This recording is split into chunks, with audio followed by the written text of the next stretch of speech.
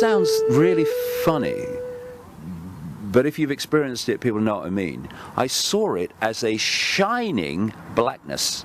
Shining blackness.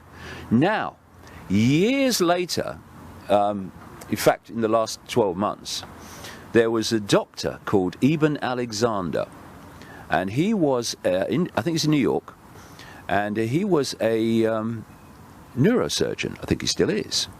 And he was one of these rigid kind of people. He admits it in his book. I was one of these rigid people.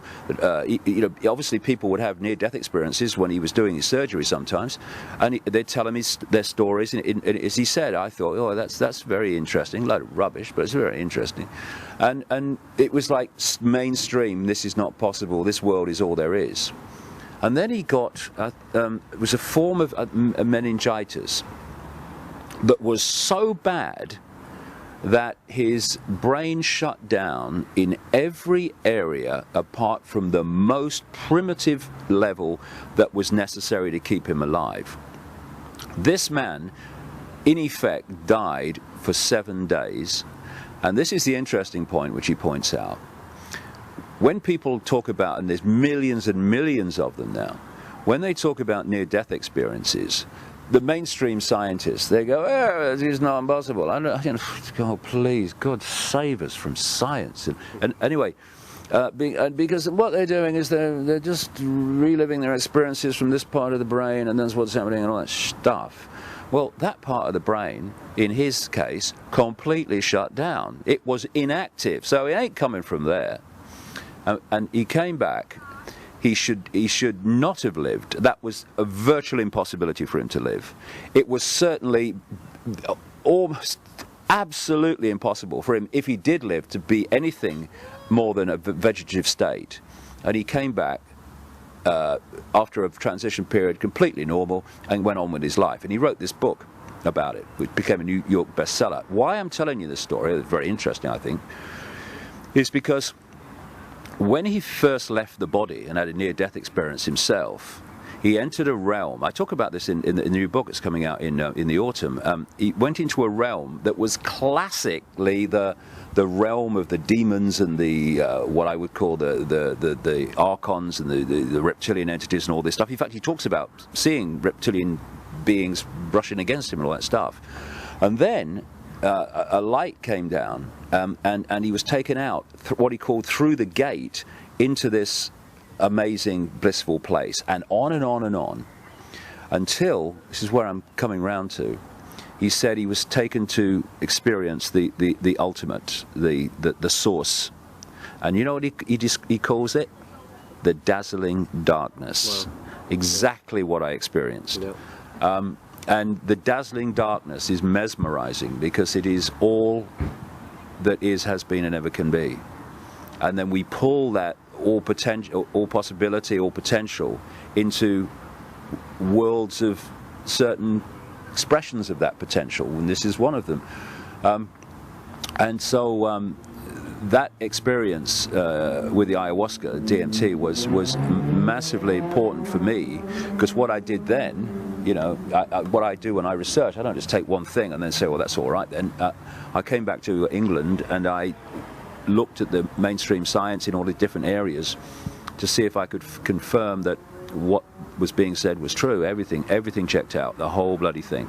And once you've got this point where you realize it's an illusion, you can still interact with the illusion and live in the illusion, but you know it's an illusion, and illusions only control you when you think they're real.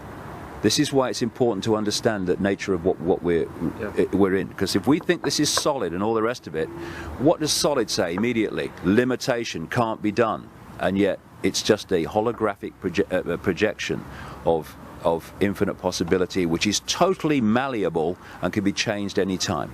It's fascinating, it's amazing, because just so people know, DMT is a natural recurrent chemical in your brain. It comes out a little bit when you dream, but when you pass away, it's just flooded in your brain. And you could actually take it in the physical form and actually see what happens. I had the very similar experience, just blinding darkness, and then a lady telling me the same thing, that love is the ultimate answer, love is the ultimate solution. It sounds crazy, it sounds insane, but there's a lot more to everything than we actually know. Yeah, this is an interesting point, because when you look at people in so-called history, way back, take Leonardo da Vinci and another guy followed him in Italy very soon afterwards, just a couple of decades or so, called Giordano Bruno. Da Vinci is remembered by most people as the painter of the Mona Lisa. The man was an absolute technological genius. I mean, I've seen documentaries about him, and he was 500 years ago, where they found his notebooks. Interestingly, one of the biggest collections of Da Vinci's drawings and stuff is at Windsor Castle, and one of his notebooks is owned by Bill Gates. I mean, these people know, you know, about a lot of this stuff. So they just keep it from us. And this documentary took drawings and technical text which he wrote in these notebooks, and they tried to make it, and it worked. Sikorsky, with the development of the helicopters, said that he studied Da Vinci's work on that form of flight, because Da Vinci was obsessed with flying. And the first kind of armored tank type vehicle he drew and designed 500 years ago. An interesting thing too, in those days there was no copyright, so there was a fundamental flaw in every single thing that was in that notebook. Everything he designed, what he'd done is take one part of it and turn it over the opposite way. So if anyone found the notebook, they wouldn't be able to build it. It wouldn't work. But he knew that. Why I'm telling you this story, and why I'm going on to talk about briefly Giordano Bruno, who was burned at the stake by the Roman Inquisition in 1600 for the crime of saying there are multiple worlds and supporting things like the earth goes round the sun and, you know, all the rest of it. These people, when you read their stuff, were so far advanced of their era. And what people say about them, even today, like Da Vinci, is he was hundreds of years ahead of his time. He wasn't. He wasn't. He was beyond time, right? This is the key to understanding this stuff.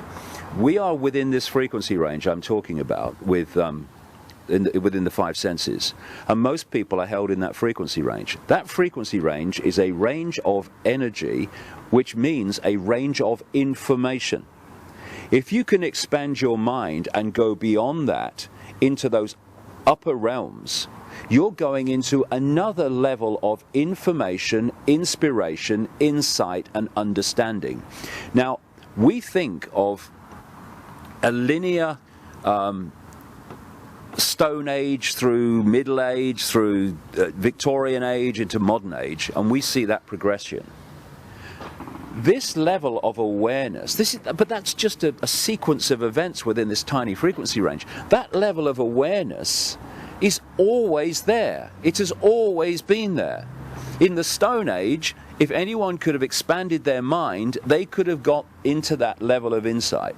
And all the people like Da Vinci are doing, and Bruno were doing, is in their era, when most people were so suppressed, not least in those days because religion was absolutely squeezing people's sense of perception, they were going into these realms where this knowledge existed.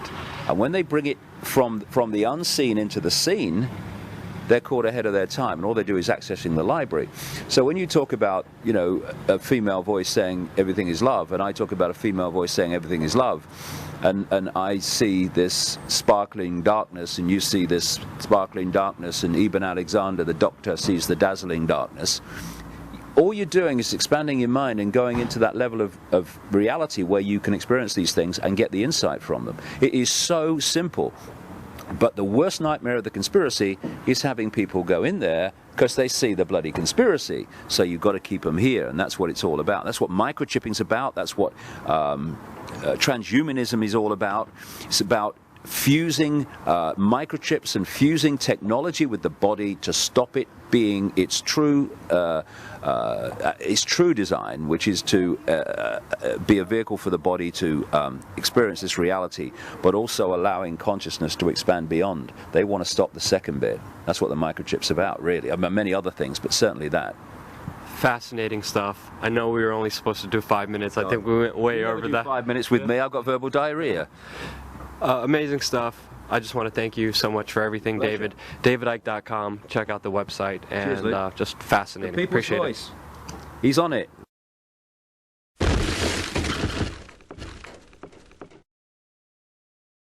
This idea